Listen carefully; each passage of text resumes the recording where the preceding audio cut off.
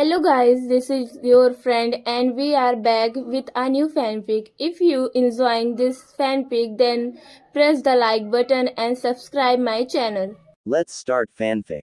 Which is what if Naruto fell in love with Ino and build harem with Ino Kurotsuchi and Haku, part 2. And if you enjoy this fanfic then please press the like button and subscribe to my channel for more fanfic like this and comment for next part. And now let's start the fanfic. The redhead shot out of the bathhouse with his backpack and his shirt halfway on. He ninja hopped across the compound and landed just in front of the armory. He laid his backpack down on the ground and fixed his shirt before entering the building.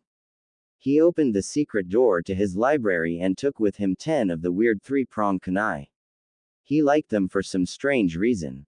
There were entire crates filled with them. But they were different than the 3 that were in glass display cases. While these kunai were literally just three-pronged kunai, the ones on display had a parchment wrapped around the handle with an unrecognizable seal formula. Naruto filed it away for another time. He placed the kunai in his kunai pouch and headed out for one last pit stop. He checked his watch and sighed at the fact that he only had a few minutes left to go. He was pretty glad that the Yamanaka flower shop was on the main street of Konoha. He hurried off and entered the store in search of a certain blonde. When he saw her he gave one foxy smile and walked up to her with a really rare flower behind his back. It was so rare that not even the Yamanakas had it. The only place that Naruto knew to get it was in his room's indoor garden. Hey Naruto-kun, Ino chirped. What brings you? No time to explain. I have to be at the South Gate in 5 minutes. But I couldn't wait, so here. He placed a purple rose on the counter in front of her and barged out of the store. From the back of the store Ino's parents came out with a bag of fertilizer under each arm. Who was that Haim? Inoichi asked. Just a friend. Ino had a large smile on her face as she examined the purple flower. Just a friend. I know. I heard you already Haim. With Naruto. He landed with his team 5 minutes after Kakashi showed up.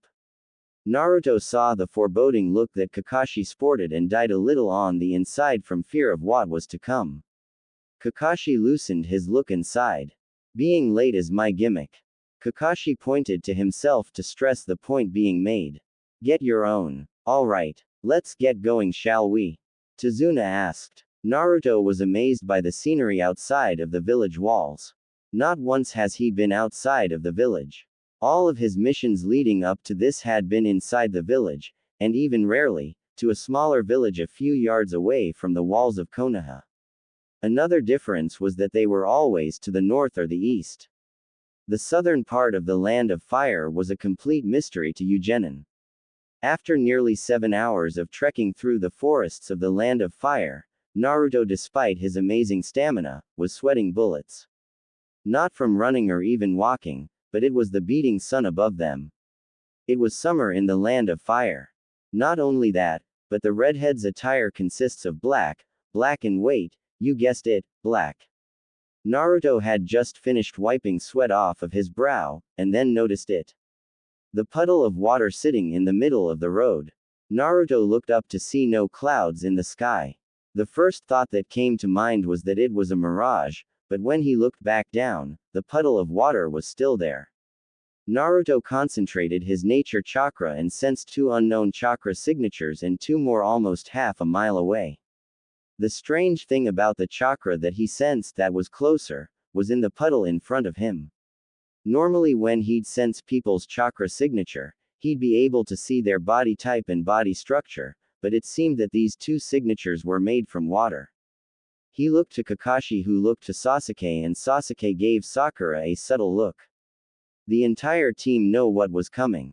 As Naruto walked over the puddle, 2 men in rags rose from the puddle. Both of them had hitayates for the Hidden Mist village. On their right arms, instead of forearms, it was massive gauntlets. Naruto was caught by surprise, leaving Kakashi in their immediate vicinity. Suddenly, beneath the hands, a series of chains shot out from the gauntlets and wrapped around Kakashi. The 2 shinobi tore the man apart. But once they retracted the chains back into their gauntlets, the 2 froze. Their bodies were numb. Suddenly the two coughed up large amounts of blood, before collapsing into massive chunks of meat and bone. Tazuna nearly shit himself when the two shinobi exploded like that. Kakashi jumped down from a tree and clapped softly for his genin. This being your first C rank, I give you all a 10 out of 10 performance. Kakashi nodded his head. Sasuke, Naruto. Good thinking to instantly back up and protect Tazuna. Sakura, excellent use of genjutsu. You had them kill each other. Poetic if you ask me. Kakashi then turned his attention to Tazuna. Those shinobi were after you, weren't they? Kakashi said in a low tone. Yes. Tazuna looked away to avoid the Junin's killer gaze. Why didn't you pay for a higher ranked mission? Kakashi asked. My team is only fresh out of the academy with no combat experience. Tazuna sighed and explained the situation of Wave to the team. The nation was dry of its money and was struggling to keep afloat, especially with a businessman named Gatos, monopoly placed on the country's shipping companies. The only way to free Wave from Gatos' disgusting clutches was to build a bridge to disrupt the demand for shipping. Why ship things when you can cross a bridge? Gato knows that it would be bad business, so he hired shinobi to kill Tazuna, leaving the bridge builder in his current situation. Please, help my people. I beg of you. Tazuna pleaded to Kakashi. Yeah, Sasuke said. We need to get some experience, Yano. Sakura grunted in agreement. Definitely. A shinobi does missions to protect and help people, right? Naruto asked. So what makes this mission any different?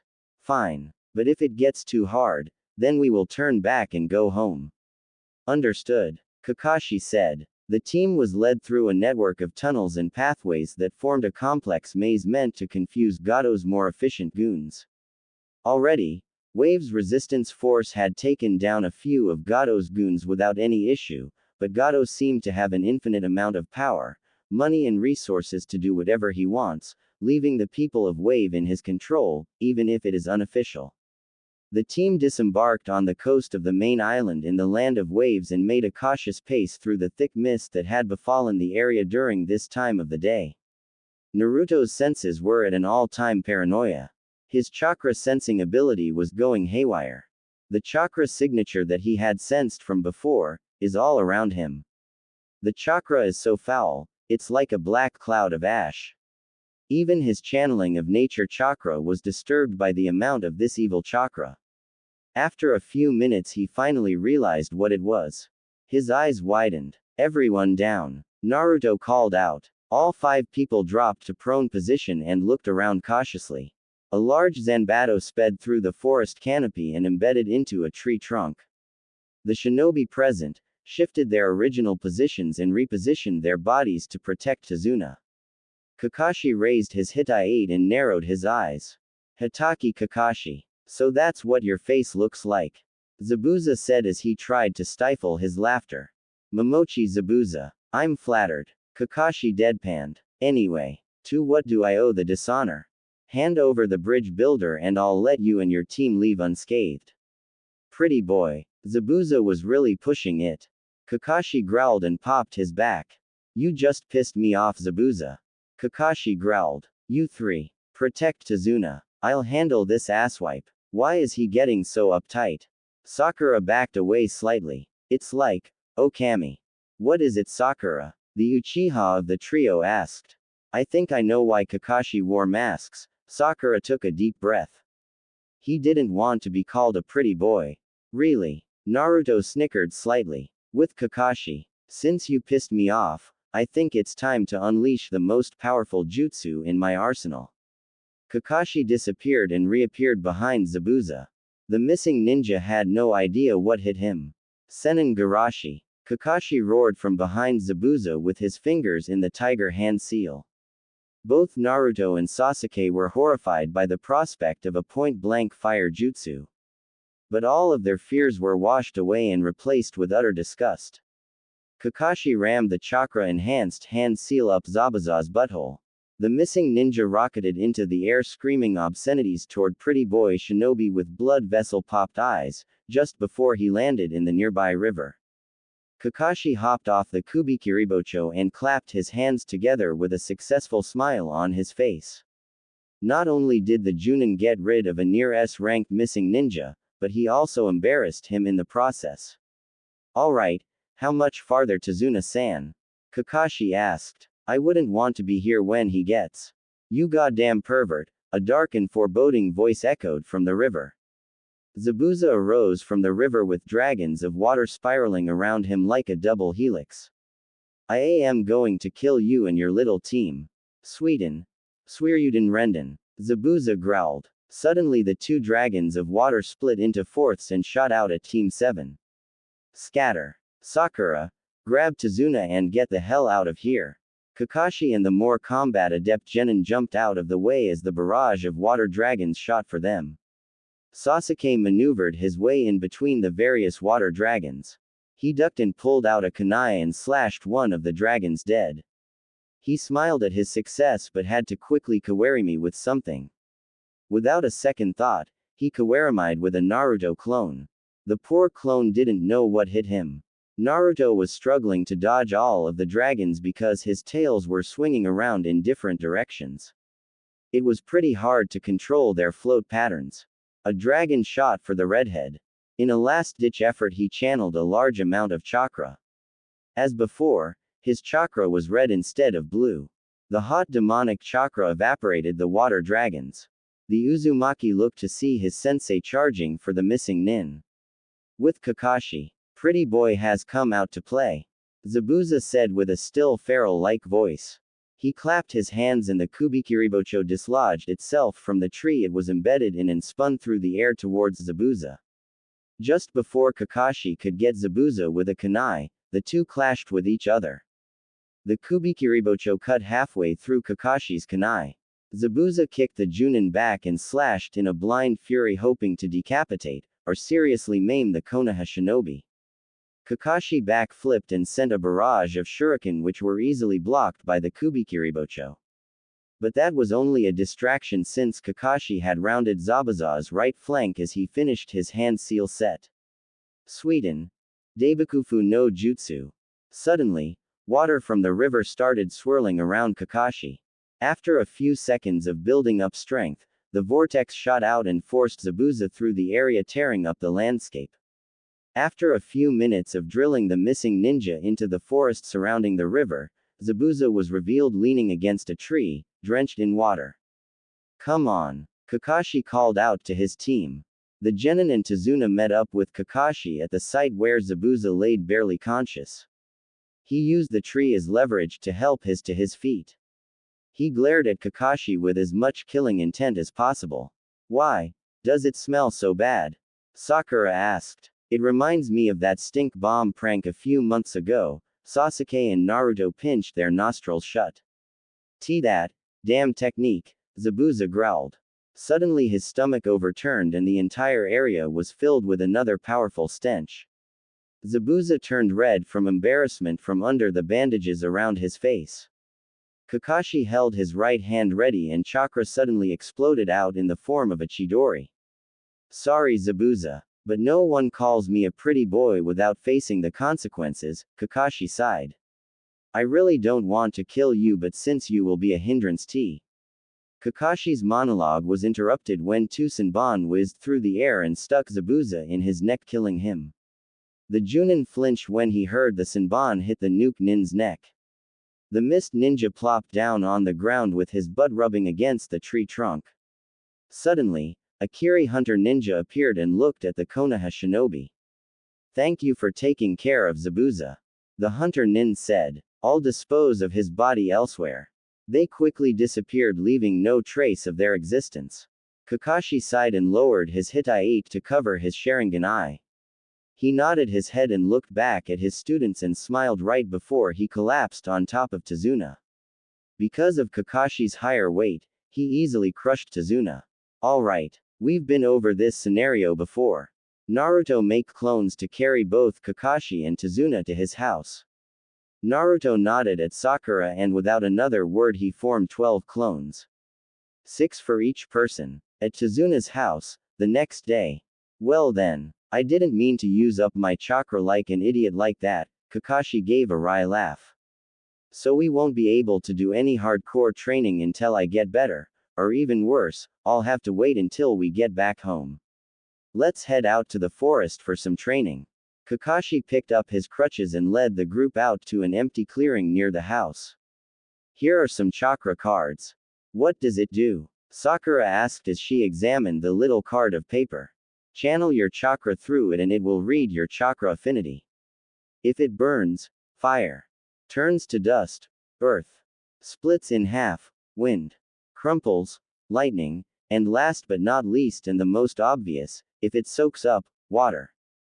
So what are you three waiting for? Get to it. Kakashi nodded his head reassuringly at his students. Sakura channeled her chakra causing the little card of paper to crumple but then it turned to dust. Sakura was surprised. She looked up at Kakashi whom of which just smiled and closed his one eye. Sasuke did the same causing his chakra card to crumple up, but instead of it turning to dust, it shot up in flames terrifying the other two genin by how powerful the flame was. Sasuke looked to Kakashi for an answer but he received the same reply as Sakura did. And last was Naruto. The redhead held his chakra card and channeled chakra through it causing the card to split in half. Shortly after the halves became soaked in water leaving him with two completely wet chakra cards.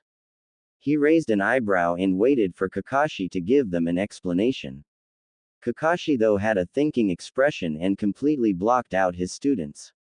Sakura, as your chakra card entails, you have affinities for earth and lightning. Look at the dust pile that was made. Do you see any traces of the chakra card left? After Kakashi received a no he nodded his head and continued. That means that your affinities are very strong for those two elements. Sasuke, we can see your little chakra card bonfire still burning. Sasuke nodded his head at it as it continued to burn. That means that your fire affinity is almost stronger than your lightning affinity. How strong is my affinity though? Sasuke asked. Look at how small the card is compared to what it once was. The card is no longer a card, but instead it's a ball no bigger than a few millimeters. Kakashi smiled. That is a really impressive strength towards any affinity. And last to you Naruto. I originally thought that you'd be a straight wind user, but it seems that I was wrong. You have the two of the three elemental affinities that your father had. Your father had wind, water and lightning as his chakra affinities. Kakashi reached into the backpack leaning against his leg and pulled out 6 scrolls. Here, Kakashi said. Sasuke you have the lightning and fire scrolls. Sakura you have the lightning and earth scrolls and Naruto you have the wind, water and lightning scrolls just in case for the third one.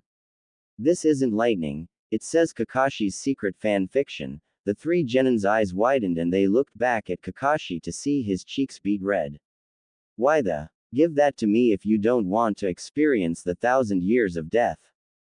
Kakashi's face darkened. Haha. Not only is Kakashi-sensei a pretty boy but he's also a crazed fanboy. Naruto was laughing in his mind. Kura and Kushina joined in as well. It was pretty funny, but hey, everyone needs a hobby, right? I wonder what he writes about. Here, Naruto tossed the scroll at Kakashi. The man then hurled a lightning scroll at Naruto's head, knocking the redhead over. Go. Start training will ya? A few days later. The mission was going fairly well seeing as how there hasn't been one attack on the Tazuna household, nor at the bridge. The bridge was coming along quite nicely making the three genin gawk at how experienced Tazuna was in building bridges. When the team first arrived in Wave, the bridge was nowhere near halfway completion, but in just a few short days, he was able to bring it to 2/3 completion. The three genin were also excelling in their elemental training. Kakashi was still teased about his secret fan fiction scroll. Kakashi was already annoyed with this mission. The silver-haired Junin wore the mask since he was a genin. He even wore the damn mask under another mask, while he wore the Anbu mask when he was enlisted. But when he takes it off, every kunoichi wants to give birth to his children and every shinobi calls him a pretty boy. It was almost as bad as Minato. But people actually thought Minato was actually gay. Putting that aside, Kakashi was quite proud at how his students were coming along with their training. The only problem was that he couldn't help train Naruto with his wind manipulation. He was going to have to wait until they got home and have Asuma train him in wind techniques. Seeing as how Asuma is Ino's sensei, Kakashi also had dirt on the redhead. When Kakashi first said that Naruto would train with Team 10 for wind manipulation since Asuma was the best that the village had, almost immediately Sasuke and Sakura were teasing Naruto about Ino. Ino-chan, Sasuke would say with a pseudo-Naruto voice. I wish to sweep you off your feet with my wind jutsu. Odu so Naruto-kun, Sakura said with an overly girl voice. Blow my mind. Then Sakura would proceed to faint and land in Sasuke's arms. It was fun. As of now, it was another day of nothing since Kakashi was doing protection duty for Tazuna at the construction site. Naruto and Sasuke were arm wrestling on a boulder in the front yard, while Sakura helped Tsunami cook dinner for the whole family. Sasuke was struggling to keep his muscles flexed. He was sweating bullets as he continued to strain his muscles against the stamina freak known as Uzumaki Namikaze Naruto. Naruto wasn't even sweating as he continued to keep their arm wrestle match at a stalemate. Naruto wasn't even struggling against the Uchiha. Grr. I can still kick your in a fight. Sasuke sent as much chakra as possible to his arm to force back Naruto's. Naruto smiled at Sasuke. The Uchiha started laughing as something started tickling his right armpit. His right arm just so happened to be the arm he used to wrestle with Naruto. He looked down, breaking his concentration to see Naruto's tail tickling his armpit. With his attention elsewhere, Naruto sent his red chakra into his arm and slammed Sasuke's hand into the boulder, smashing it into fourths. That was fun. A few hours later, it was nighttime and another peaceful day. But the dinner setting wasn't so peaceful. Tonight was the night that Tsunami's son, Inari, chose to finally come out and eat with everyone for dinner. The kid looked pissed off and seemed to have been crying. Naruto at first didn't care, but after a few minutes of awkward silence, Naruto chose to finally say something, but Inari beat him to it. Why do you even try? Inari mumbled. Heroes only die, so stop trying. Gato is going to kill all of you. Hey now, I don't. Naruto tried to be calm and nice about it, but Inari rudely interrupted him. Shut up, Inari shouted. My country's pain is worse than yours. You shinobi live behind those big walls, knowing no pain, completely safe. Hey, Naruto shouted back. His tails were swishing behind him, giving off a malicious aura, scaring everyone silent. Naruto's purple eyes glowed with a sinister luminescence. Who are you to tell us that we know no pain? Naruto's tail slashed around and shot his chair into a wall, shattering it to splinters. May I have permission, Sasuke? Go ahead. Sasuke looked away. Uchiha Sasuke. Remember that name. He had a family. No, he had a clan. Hundreds of people that he had to look up to, but in one night, all of them were massacred by his own brother. His own flesh and blood. Then there's me. I was kicked out of an orphanage at the age of 5. I was hunted for every day of my life for the next 7 years by my own neighbors. So don't tell us that we don't know what pain is. Naruto flared his chakra and accidentally set his food on fire. Naruto growled and headed for the back door. Wait. Naruto ni. Where are you going? Sakura asked, getting worried. I'm going out to blow off steam. Naruto slammed the door shut and hopped off through the forest. Is all of that true?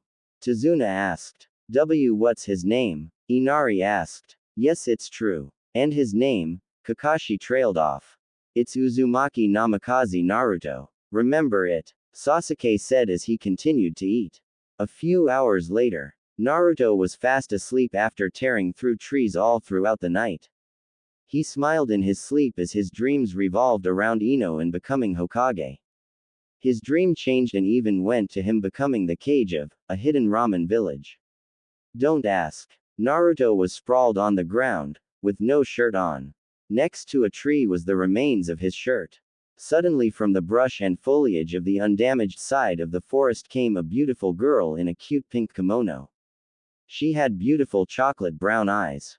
She calmly walked into the clearing with a little basket filled with various herbs and plants. She tilted her head when she laid her eyes on the sleeping shirtless boy lying in the center of the clearing. She walked up to him and nudged him awake. Hey! The girl shook Naruto awake. Whoa! Naruto's eyes practically popped from his sockets. Hello. Haha. I'm Haku. Haku said with a bright smile and a slight blush. Naruto sat up to introduce himself better, revealing 9 fox tails. Why you have tails? Haku looked Naruto up and down and realized after examining him better, the boy had fox ears, fox whiskers and deep purple-blue eyes with a slitted pupil. She blushed deeper when she noticed how nice his eyes were. Oh, hey, I'm Naruto. Pleased to meet you, Haku. Naruto smiled. So what are you doing here? Well, Haku was extremely flustered. She was quick to notice things and found it extremely cute that Naruto's tails wagged when he smiled. It was like he was half dog or something. Want some help picking herbs? Naruto asked after looking into the basket in her hands. I kinda saw some herbs hanging out of the basket. Someone close to you sick or something? Naruto asked as he stood up. Haku blushed even more when she realized how tall and muscled he actually was. A good friend of mine is sick. Haku stuttered. Oh, I'll help you out. A few minutes later. So that's the last of them. Naruto said with a smile. Thank you, Naruto-kun. Haku replied. I guess I'll have to get going. Wait. Naruto said sternly. You were that hunter nin that came to get Zabuza, huh? How'd you know? Haku spun around and threw a handful of senbon, which Naruto easily deflected with his 3-pronged kunai. After the first moment of surprise, Naruto quickly closed the distance between them and held his kunai at her throat. Your scent. Naruto tapped his nose. You smell like snow. There's no way I can forget that smell. Haku was at a loss for words. Not only was Naruto barely a few centimeters from her face, but he caught her. I'm not going to kill you. Don't worry. Naruto sighed. I just want you to know that if we ever fight again, I won't hold back. Alright. Haku nodded her head while trying to fight off the crazy blush rising to her cheeks. But right now I really have to go. Be safe and good luck, Haku. A few days later, Naruto awoke to the sounds of breaking glass and overturning furniture. Naruto growled slightly and pushed himself out of bed. He trudged out of the room and headed for the stairwell that led to the first floor of the house. He took a deep breath and sighed, completely forgetting about the sounds of struggling from a few minutes before. Holy! I overslept. Naruto shouted out when he checked his watch. He charged back to his room and threw on his shirt and strapped on his kunai pouch and headed out to head off for the bridge. But there was a scream. Naruto stopped what he was doing and crouched down halfway down the stairs. He heard gasping and screaming, but he couldn't discern what was happening. He drew out a kunai and quietly tiptoed down the stairs. Once he stepped off the final step, he found that the curtains were draped and the lights were off. It was dark in the house, even though it was midday. He rounded the corner. Tsunami. Naruto growled out. His blood boiled at the sight of 2 of Gato's thugs raping Tsunami on the front porch of the house. Naruto's purple eyes darkened and his pupil changed from black to blood red. Red chakra started flowing from his body as his emotions got the better of him. He got down on all fours and crawled like an animal towards the scene. His tails were swinging around, getting ready for Naruto to pounce on his targets. The thugs suddenly stopped and dropped Tsunami on the ground and drew their swords. The air felt heavy and cold. It was thin and it hurt when they breathed. Naruto crawled out of the house and growled at the 2. His entire body was nothing but a silhouette, leaving his glowing eyes to be seen. The 2 thugs shivered and looked around to see the lake start freezing over. Their breath turned to mist and the grass started frosting. You 2 are so dead. Naruto sat up and all 9 tails shot out and grabbed the limbs of the 2 thugs and he tore them apart. Their blood splattered out and colored the now white land with blotches of red. Naruto called his tails back and focused on Tsunami. He removed his shirt and put it over Tsunami and led her into the house. She had an expressionless face. Her cheeks were swollen and her eyes were puffy. She looked over at Naruto and gave a small, almost unnoticeable smile, before passing out. The redhead exhaled to calm himself down and straightened himself out. He looked up at the top of the stairwell and found Inari standing there with a terrified look on his face. He was about to say something but Naruto raised his hand to shut him up. Naruto picked up his kunai and gave it to Inari. Go into the village and gather as many people as you possibly can. Naruto spoke calmly with a tone of command. We might need all of the help we can get. Alright Ni-san. Inari shouted and sprang out the back door towards the village. Time to head out to the bridge. At the bridge, Shunpo. Naruto flashed into the area with a botched landing. But the botched landing saved his life from the ball of a kusarigama. He barrel rolled forward and watched as a large fireball shot from Sasuke's mouth. Next to Sasuke was Sakura speeding through hand seals. All around there were thugs with projectiles embedded in their bodies. Naruto. Sasuke shouted out to the redhead. Get moving. Got it. Naruto jumped to his feet and punched a thug in his temple, sending him careening over the side of the bridge. He sighed in relief when Sakura formed an earth dome to surround herself and Tazuna, effectively keeping them safe from the fight. Fuden. Furyu no Jutsu. Naruto shot out a large translucent dragon from his mouth. The dragon smashed with a group of thugs, sending them over the side of the bridge with a shower of blood following them. Naruto. Get down. Sasuke was speeding through hand seals. Kaden. Karyu Enden no Jutsu. Sasuke sent off a large wave of fire that wiped away a large thug armed with a kanabo. Naruto rolled to the side and pushed himself off the ground and drew out a kunai. What the hell happened here? Naruto asked. We were attacked by Zabuza and a large group of thugs. Sasuke replied. Right now Kakashi-sensei is fighting Zabuza. And now you're fighting me. Haku laughed out, sounding slightly delirious. She hurled a large barrage of Senbon that the boys easily dodged and evaded. But when they landed, thugs were waiting for them. Sasuke ducked when one went for a neck slash, and rammed his kunai in the man's stomach. Sasuke slashed his fat belly open and tore the kunai out. Sasuke quickly flicked his wrist and sent the kunai flying into another thug's eye. Naruto kicked a thug in the throat, and forced his foot around with a wide 360 kick and connected with the back of the man's head. The force of the kick sent the thug into the ground, face first. Naruto dropped down and sent all 9 tails out, and strengthened them with his nature chakra. He impaled the remaining thugs, killing each one instantly. Naruto scrapped them off and focused his attention on Haku, whom of which was going through unknown hand seals. Makio Hyosho. Suddenly all around the two boys, a series of mirrors started forming out of ice. It continued to form up and started rising upwards to form a dome of ice mirrors. Naruto and Sasuke went back to back and eyed each mirror carefully. The strange thing about these mirrors was that their reflection wasn't shown, but instead it was Haku's reflection.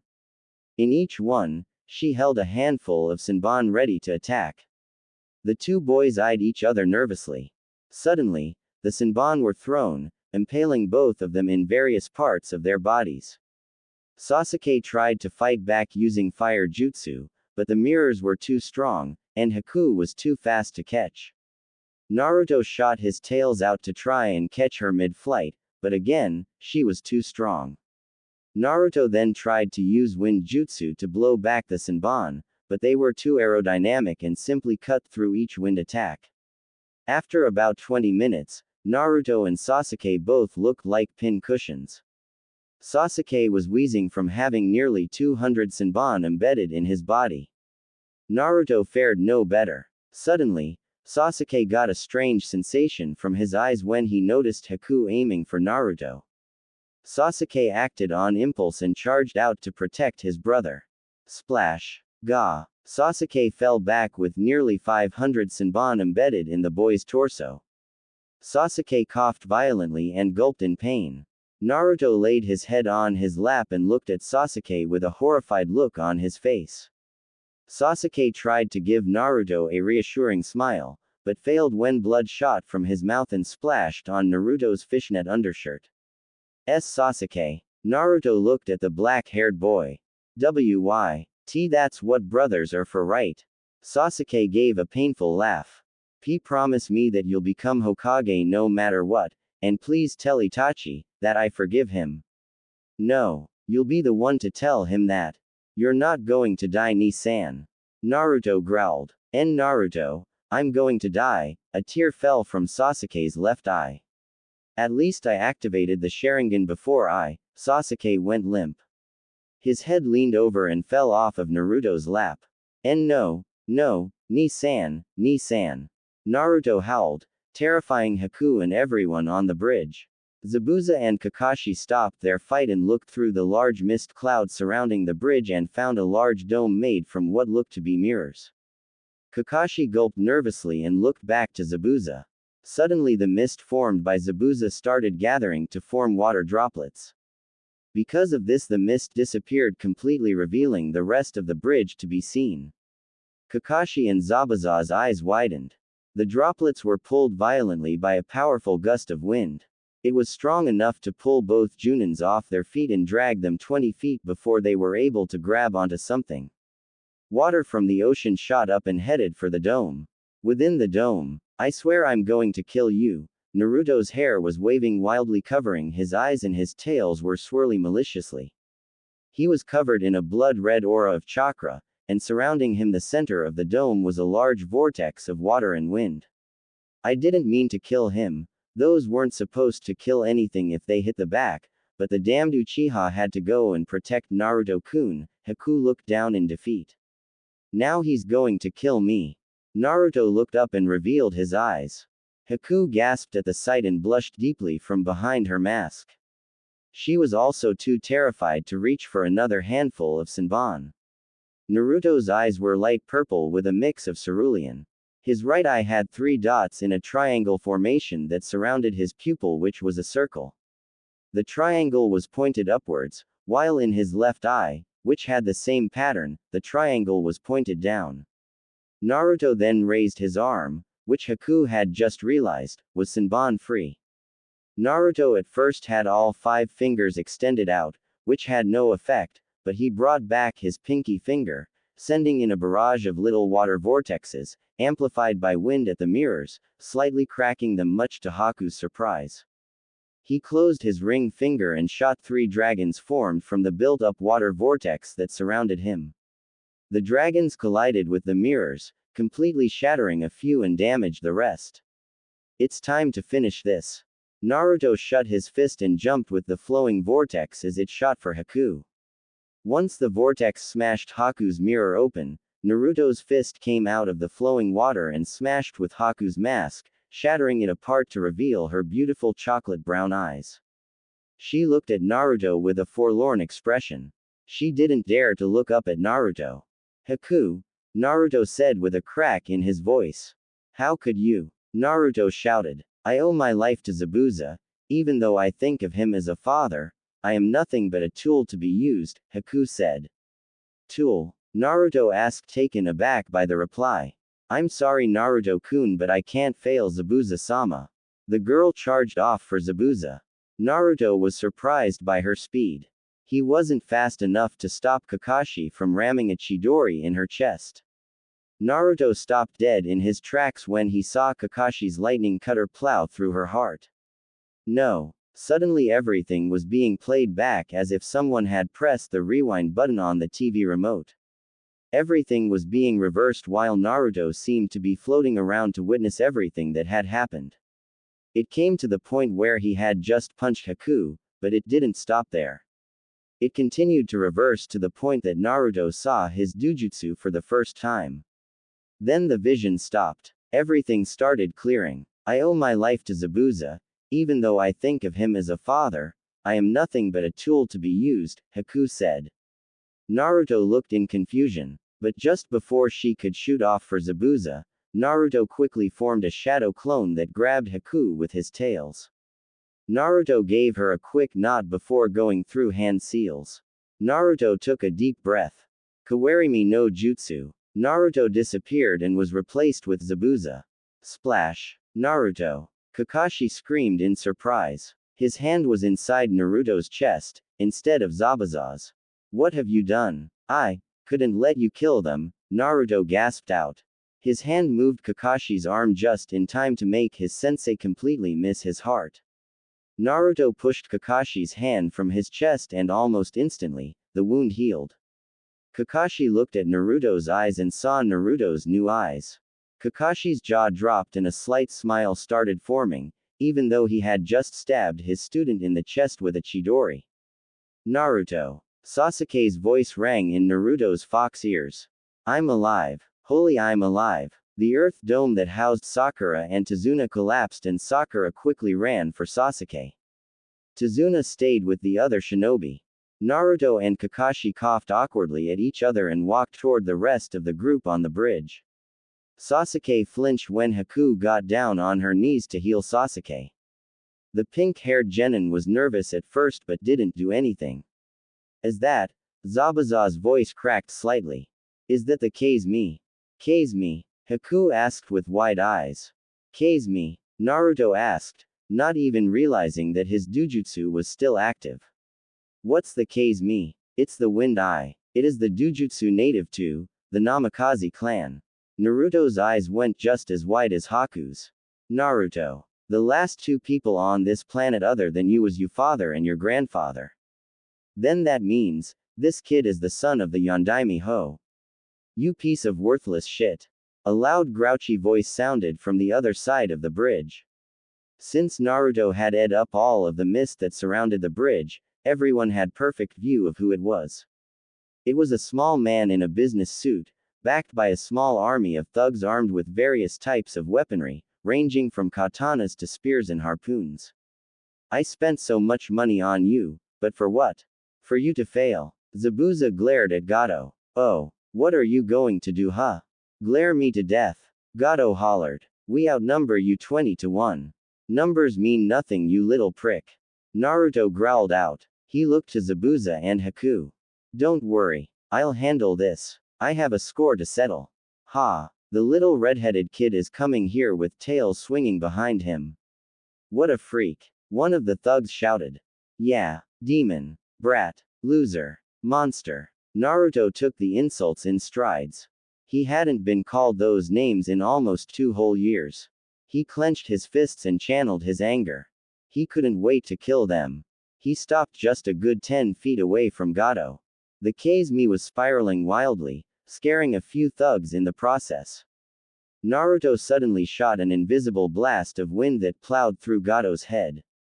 The midget's face was removed and a giant hole resided instead. Hey! One of the thugs shouted. Die. Naruto's tail shot out and smashed and thrashed about, dismembering thug after thug, turning the entire end of the bridge into a bloodbath. Thugs tried to slash and defend against the fox tails, that could grow and shrink like an akimichi, but it was futile. The tails were impenetrable and extremely powerful. Naruto swung one of his tails and the swing had enough power in it to bisect large groups. After a few minutes Naruto retracted his tails to their original size and huffed at the sight before him. Mutilated lumps of what used to be body parts were piled all over the bridge. Weapons were left of the ground and blood painted the bridge. There was so much blood that it poured over the unfinished end and dripped off into the ocean below. Naruto turned around and gave a weak smile to the shinobi present but passed out shortly afterwards.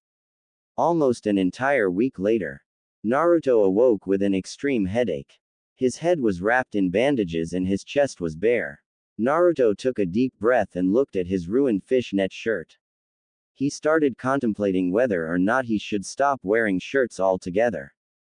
That was his 20th fishnet undershirt that he had packed for the mission, and also the last one he had. His metal-plated shirts were also ruined, leaving him shirtless until they came home. He pushed himself off the bed and found a flower made from ice sitting in a vase made from ice as well.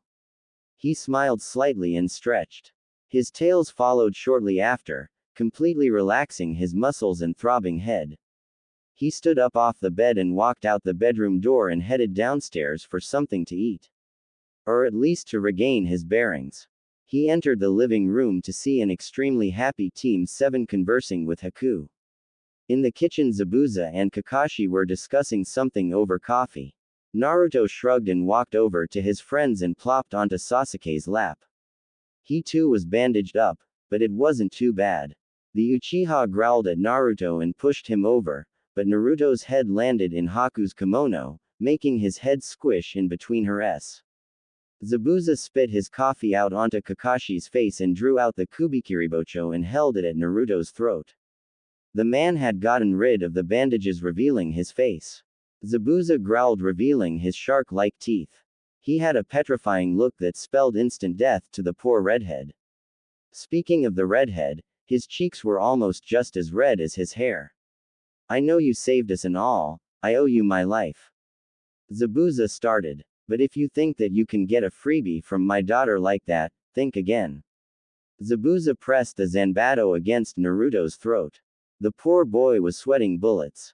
Naruto was too afraid to nod his head and he was too afraid to open his mouth, so he shot up a weak thumb up.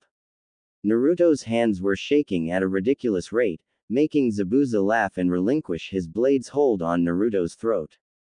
A few days later, now at the finished and unnamed bridge, Team 7 and the Momochi family were standing at the bridge gate.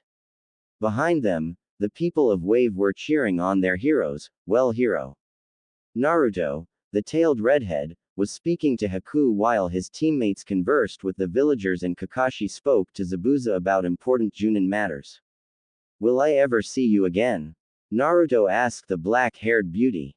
You can bet on it, Naruto-kun. Haku smiled and gave his a deep kiss. Both of them savoring the feeling for as much as possible. Naruto-kun. Don't wait for me though.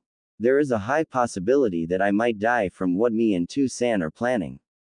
Get with that Ino girl that you told me about, but when the time comes, and I'm still alive, Haku got on her tippy toes and leaned in and whispered some fantasies that Naruto could have only hoped to be real while he read Ika Ika. When she leaned back, she and Naruto were both as red as his hair.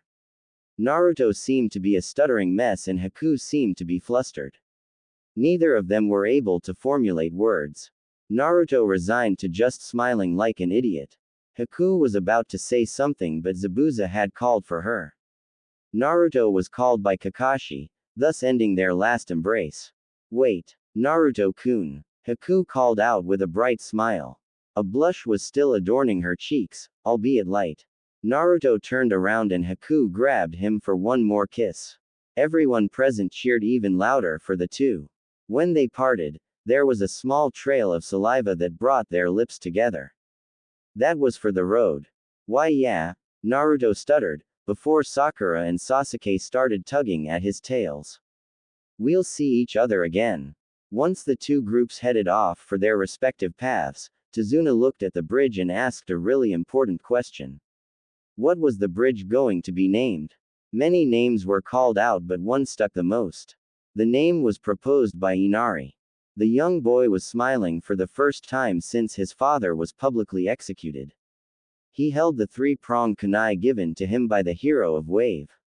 We'll name this bridge the Great Uzumaki Namikaze Bridge. Team 7 walked home feeling successful. Kakashi was beaming at his students and was feeling quite happy with himself.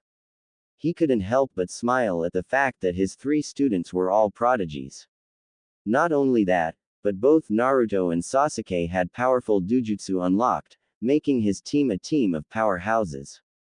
Sakura, as seen from what Haku had taught her during 1 week reprise in Wave, has a talent in medical ninjutsu. They were making good time the village since they didn't have to walk home. Without a civilian with them, they could tree hop all the way back to Konoha.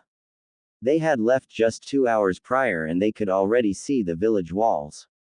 During this time, the team members were conversing with one another. Each one was equally excited for training. Surprisingly, Sakura more than the other two since she was going to be learning medical ninjutsu from the hospital. So, Naruto, what happened to Ino-chan? Sasuke teased for the umpteenth time since they left the Great Uzumaki Namikaze Bridge. Nothing happened. Naruto replied. Really? Sakura piped. Because from what I remember seeing was, you and a beautiful ice mistress lip-locking on the bridge. Gah! Leave me alone! Naruto shouted and picked up speed, leaving a laughing Sasuke and Sakura behind him.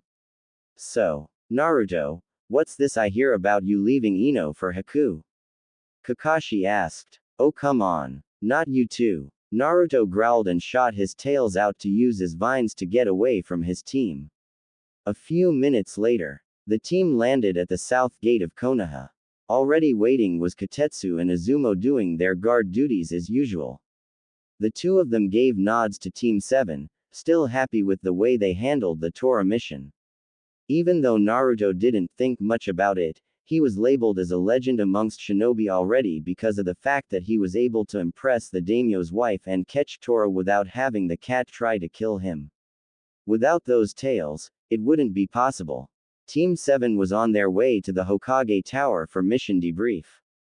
Naruto was still shirtless and was picking his nose while Sasuke and Sakura were talking about pointless things. Kakashi though was thinking about more important subjects. Like the fact that Naruto has the Kazemi and the fact that his grandfather is the only person alive that could help him. And he also wanted Naruto to get in a good word with the old man.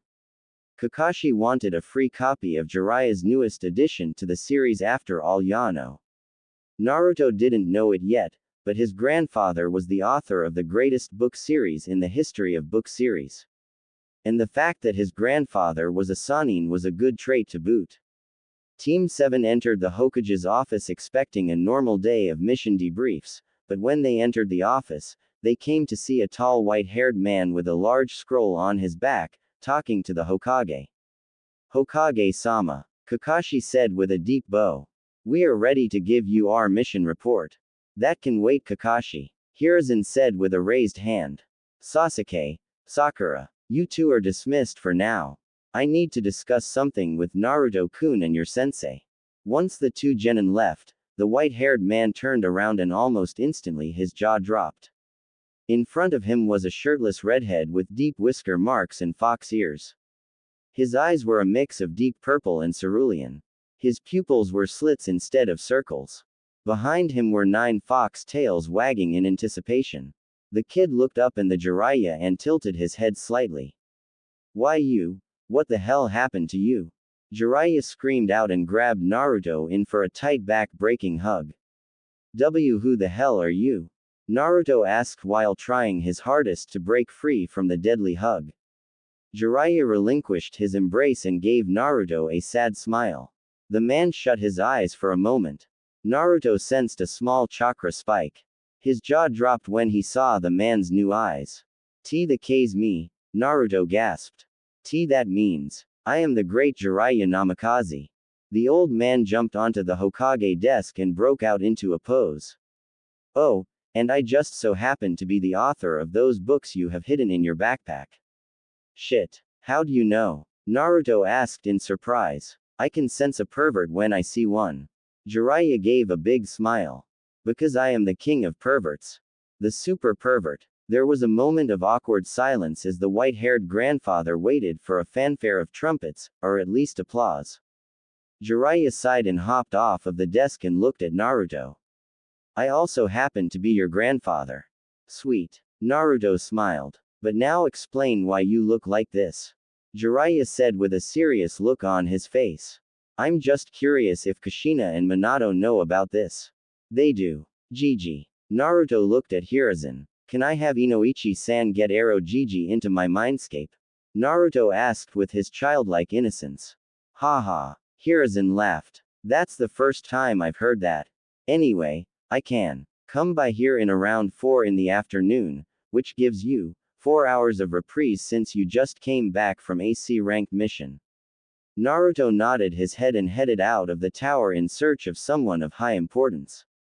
He flash-stepped out of the building and reappeared at the Yamanaka flower shop. Looks like Ino is still working at this time. Sweet. Naruto opened the door and walked up to the counter with a bright smile on his face, completely forgetting that he didn't have a shirt on. Ino had her back turned, but when she swiveled around to face Naruto her jaw dropped and she turned into a stuttering case of teenage girl syndrome. She couldn't keep her eyes off of Naruto's bare torso. Hi Naruto-kun. Ino followed every crease and every bulge in his chest and arms. She followed up and looked at his eyes. They had a lighter purple tint with small traces of cerulean showing from deep within, giving his eyes more depth than what they were before. The corners of her lips twitched up to form a smile. Hey there, pretty lady. Naruto smiled. I missed you. Did you now? Ino said, her entire face making a 180 turn around. Sakura and Sasuke came by here not too long ago to buy flowers or something, and they let it slip that you and a kunoichi were making out just before you left for Konoha. Ino had a stoic expression on her face, making it hard for Naruto to read her face. The only sign that Naruto had of the immediate danger was the fact that she was giving off massive amounts of killing intent. It was so great that his sensing abilities of Sage Mode were blinded and clogged. Haha. Naruto looked away too afraid to make eye contact with the enraged blonde. Damn it. Those two ratted me out. Naruto was twitching slightly and looked at Ino with a nervous smile on his face. Ino raised her hand instantly causing Naruto to cower in fear of what was to come. His heart was racing especially since Ino hit harder than Sasuke does. Why are you flinching? Ino asked with an eyebrow raised. Naruto turned his head to see Ino pushing something out of the way. Naruto's eyes were wide with fear. Ka-chan. What do I do? Naruto asked. I'm taking a nap. Ask Kura-chan. Kushina's groggy voice replied causing Naruto to sweat drop. Fine. Kura-ne. Naruto asked. What should I do? Challenge her to a spar or something. Kura replied before shutting off their connection. Geez. Both of them are so lazy. Naruto inwardly sighed and gave Ino a determined look. Alright. Let's spar. Naruto said. Now you're talking. Ino chirped. That's how you apologize to a kunoichi. Let's go then. Naruto headed for the front door. Ka-chan. Tu-san. Me and Naru-kun are going to train. I'll be back in a few hours or so. At Training Ground 7. Naruto, I want you to know that I am a special case in my clan. Ino started as she walked 10 paces away from Naruto. Their teams and senseis were sitting about watching the spar take place. Jiraiya was sitting in a tree and smiled brightly when he heard the words leave Ino's lips. I have an elemental Kekkei Genkei. She suddenly sped through hand seals making an unknown combination. Naruto sensed a chakra surge coming from Ino and was immediately able to realize what kind of Kekkei Genkei she had. Senjutsu chakra does wonderful things. Naruto was frozen with fear. Well, she uses Rantan. Naruto's eyes widened when Ino finished the hand seal pattern. Rantan. Reiza Sakasu. Suddenly a large blast of light shot out for Naruto from Ino's extended hands. The lasers swished around nearly catching onto Naruto's more not so cautious tails in the initial blast. Naruto continued to dodge and weave in between each attack and sent a few blasts of wind at the girl, but Ino easily evaded the attacks and sped through a few more hand seals. Rantan. Ryazaru no Jutsu. Ino clapped her hands together and a large dragon made from supercharged lightning and lasers came to life and shot at the unsuspecting redhead. Naruto on the other hand was getting nervous. He knew about Rantan and the powerful effect of Rantan Jutsu. His clan was known for using them exclusively.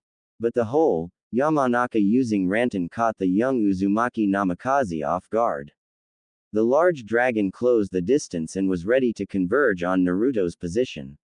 But Naruto surged his chakra sending out a massive blast of red chakra, which cancelled out the jutsu leaving a bubbling Naruto and a slightly peeved Ino. The blonde of the two went through a few more hand seals even though she knew that this was her limit. Rantan. Shushu go. The sky suddenly darkened above them terrifying Naruto. The red head was using the Kazemi to try and remove the storm but nothing was working. The sky boomed with thunder signifying that it was at its peak. Suddenly, instead of rain coming down in waves, it was instead a concentrated barrage of laser beams shooting from the sky towards Naruto. Oh shit! Naruto screamed and threw up the first hand seal that came to mind. Taju Kage Bunshin no Jutsu. Almost 1,000 Naruto clones popped into existence and took the hits for Naruto. After a series of amazing explosions and power outages, the battle was over and the sky cleared, revealing a 10-foot deep crater with a sizzling shirtless Naruto lying in the center. His tails were black and singed with little hairs on fire. Naruto's once beautiful eyes were replaced with spinning spirals and his mouth was open wide with a dopey expression. Sakura charged down and went to heal the poor redhead. After a few minutes the boy shot up gasping for air and was petting his tail and mumbling incoherent words to himself. He looked back up at a sheepish-looking Ino and sighed. Where the hell did you get enough chakra to use 3 ranked jutsu consecutively? Naruto asked. I know me and Sasuke can, but you? Hey. Ino's left eye twitched. What's that supposed to mean? Oh, wait. That didn't come out right. Naruto didn't reply quickly enough and was bonked on the side of his head by the 2 kunoichi present. Apology is not accepted, Naruto. Ino turned around and proceeded to walk away.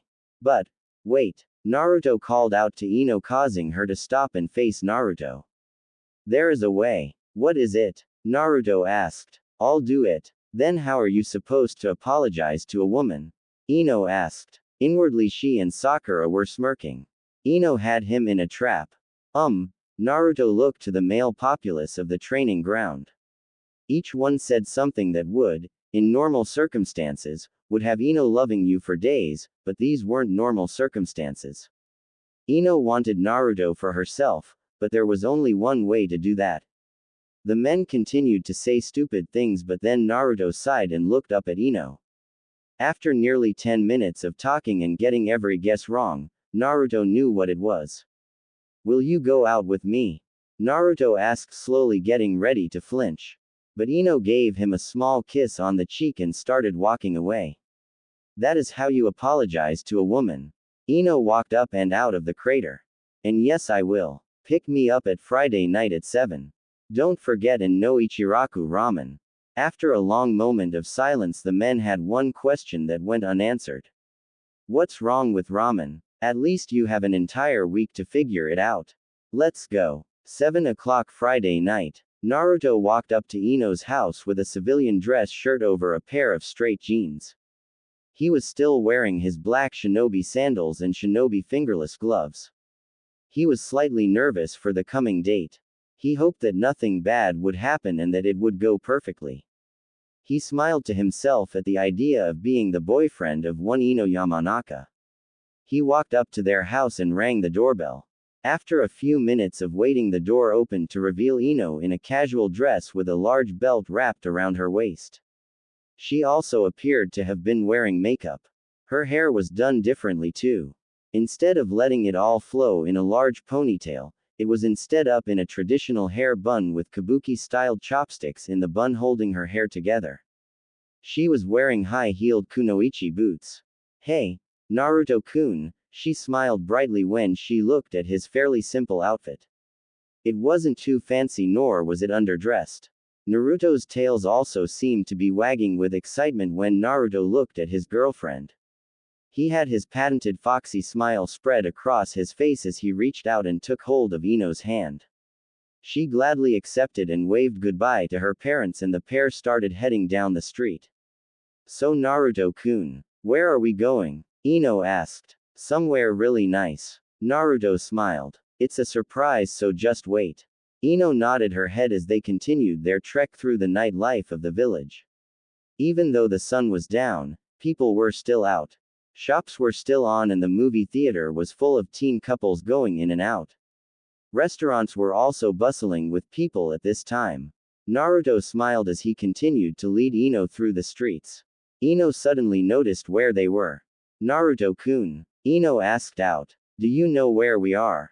Of course I do. Naruto smiled. He paid no attention to the looks that people were giving him and Ino. Many of them bowed deeply to Naruto while a few groups of girls giggled and blushed when Naruto would walk by. Ino was slightly peeved by this and tightened her hold on Naruto's hand. When they'd pass groups of girls, Ino would turn her head around and blow raspberries at them. Here we are, Ino-chan. Ino had just forced herself to stop looking at the high-class clothes shops and other shops resigned for only the richest families in Konoha. Hell, the entire quarter was known to be exclusively for only the richest people in Konoha and the world. Vacation houses, private condos, high-class kabuki theaters and the most expensive restaurants in the entire shinobi world. Holy shit, Aragawa Steakhouse. Ino's face was bright red. How? Even with a prominent clan like I have, we don't even have enough to eat here. Not only that, I heard that it's nearly impossible to get a reservation. It's a favor pulled by my grandfather. Naruto smiled. We can order whatever we want free of charge. Are you serious? Ino asked with wide eyes. Totally. Naruto smiled and held the door open for his girlfriend. Upon entering, she laid eyes on a beautiful grand foyer with a large fountain in the center. Above the fountain was a giant golden dragon statue that gazed out to the main entrance. Its eyes were made from the most amazing sapphires that the girl had ever laid eyes on. Well, they were the only sapphires that she'd ever laid eyes on, but that still didn't lessen the effect. There were at least 8 floors to this pagoda-like restaurant, each one seemingly getting better and better. Ino surmised that with each floor, the price rose by an undetermined amount. Already there were tons of people inside eating the gourmet steaks that Ino had dreamt of eating for the longest time. She kept admiring the furniture and internal design so much that she totally ignored Naruto. Ino-chan. Ino snapped from her stupor and looked at their waiter and then to Naruto, who seemed to have a smug smirk on his face. Naruto gave a small chuckle and nodded at the waiter. Ino had no idea what they were talking about but assumed that it was something important. When the couple walked past the large dragon head gate, they were led through the main foyer and they walked past millionaires and billionaires. Many of them were exclusive clients for Konoha. Many of these men and women employed Konoha shinobi with millions of their hard-earned ryo to protect their interests and by proxy, Konoha's interest. Almost immediately, hundreds of businessmen and businesswomen rose from their seats and started clapping for Naruto. That right there is the boy that freed Nami no Kuni from Gato's greedy clutches. A businessman said with a bright smile. Something about the man was extremely familiar. It's me, Naruto. Tazuna. Tazuna? Naruto asked with a genuinely happy expression. The old man had shaved his scraggly beard and had bought himself a good-looking, albeit expensive, suit. The man looked classy and had tons of money to boot. Hey Tazuna, why don't you join me and my girlfriend over a nice dinner? Naruto asked. I was planning on telling her all about the mission. Why not? Ino said with a bright smile. Damn, I was hoping it would only be us two, maybe next date. Alright then. Tazuna smiled and left his groupies to join the hero of Wave to their private 8th floor dinner room. When the doors opened, it came to reveal all glass windows and a perfect view of the entire village's nighttime skyline. The night was cloudless and the moon was at a waxing crescent. The vast multitude of colors that brightened the midnight Konoha scene brought wonders to Ino's chest. Not once has she ever seen something so beautiful. In the center of the room was a table filled with food and a series of plates. Naruto thought about it and surmised that this room was reserved for the daimyo himself and the Hokage. Let's get going then. Naruto smiled and the three sat at the table and grabbed rice and other sides for their plates. After a few moments of comfortable silence, Naruto had a Naruto moment and forgot what he was doing and missed his mouth by an inch while he was drinking his water. The water poured out and splashed all over his shirt, drenching it completely. Naruto sighed and unbuttoned his expensive silk shirt and tossed it away, leaving him shirtless at the table. Ino began to stutter and blush while Tazuna began to laugh. The old bridge builder went on to tell Ino about how he spent the last few days in Wave without a shirt. Ino giggled at most parts and made sideways glances at the firehead sitting next to her. On the outside she was smiling and enjoying the stories, but on the inside she was fuming that some Kiri girl beat her to claim the title of Naruto's first kiss. Shinobi or not, Ino was still a girl with girl needs. Naruto the entire time was smiling like an idiot while on the inside he was sweating bullets. Damn it Tazuna. Why would you tell her that? Come on. I'm trying to apologize to her. Naruto nodded his head and gave a laugh when Tazuna pointed at him and asked if he remembered. Damn old man is trying to get me killed. Ino was nodding her head and soaking up the information like a sponge. She was actually considering kicking the poor redheads, but she was going to leave that for when Naruto apologizes to her again. Ino was about to say something, but her shinobi senses started kicking in.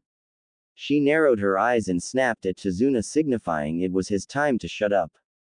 Tazuna and Naruto were about to say something, but Ino quickly shut the two of them up again. She reached into her dress, causing both men to blush slightly. When she removed her hand from her bra, she held two kunai. Naruto and Tazuna's eyes were as wide as the gourmet plates that were placed in front of them. What the hell is she doing strapped with weapons? Naruto wondered. Marry her, Naruto-kun. Now that is what a kunoichi should always do. Kushina cheered from within his mindscape. I agree with Kushi-chan. Kura laughed. I can tell she's the one for you, Kit. What? Naruto whimpered. I caught you. Ino flicked her wrists and the kunai shot out and zoomed for the two waiters that entered the room. The kunai tore through their expensive suits, but they didn't tear through just that, but instead, it continued to dispel whatever jutsu they had put up. Once the smoke dispelled, it came to reveal a beet red Kakashi and a smiling Sasuke. What am I doing here? Sasuke coughed awkwardly. My house is that way. So is mine. Kakashi and Sasuke started heading for the windows. Yane. Naruto and Ino's eyes were wide as they followed the two shinobis every step. Before Ino or Naruto could process what had just happened, the two charged forward and jumped through two windows, shattering them completely, and jumped 8 stories to the street below. Ino was silent for a good 10 minutes as the couple stared at the now windowless window. That was interesting to say the least, Naruto coughed. Later that night, after finishing off their dinner date, the two left the restaurant and were walking aimlessly through Konoha's rich district. Groups of people were walking throughout the streets even at this time of night. Naruto and Ino were enjoying each other's company more than what they would have ever thought. Even though Ino would punch him every time he would say something perverted. Ino pulled him into a few shops and had him buy designer everything. The poor boy was locked in a trap and he knew he couldn't say no. So he emptied 2 wallets filled with almost 200,000 ryo each. The blonde of the couple was surprised at how much money the boy had. Naruto went on to explain that his parents had massive bank accounts that had enough money to have a country like Nami no Kuni live in prosperity for 10 years straight without any economic decline. Ino's jaw dropped at the amount Naruto had access to. Ino took a moment to think about all of the things she would be able to buy with that kind of money. Images of shoes, dresses, shades, hats, puppies, and other types of things that rich people would want. She shook those images from her mind though. She was a shinobi and the village came before her personal interests. The two continued to walk through the street, but they were suddenly stopped by a group of rich civilian boys. They looked at Ino and completely ignored Naruto. Hey there, beautiful, one of them said as his friends pushed Naruto away. What are you doing out here with that guy? I'm on a date, so if you'll excuse me. Ino was about to walk away, but then the lead guy grabbed her wrist. He tightened his grip a little too much and was close to breaking her wrist. Ino was surprised. For a civilian, this kid was pretty strong. Naruto just stood and watched as a small smile spread on his face.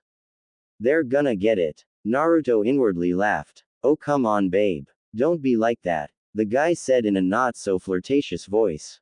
Shirtless firehead isn't that good looking any. I advise that you let me go. Ino said in a plain and emotionless voice. You have 10 seconds to do so or else. Really? The teen started laughing. 9. Oh come on P. 8. I can make it. 7. Don't be like th.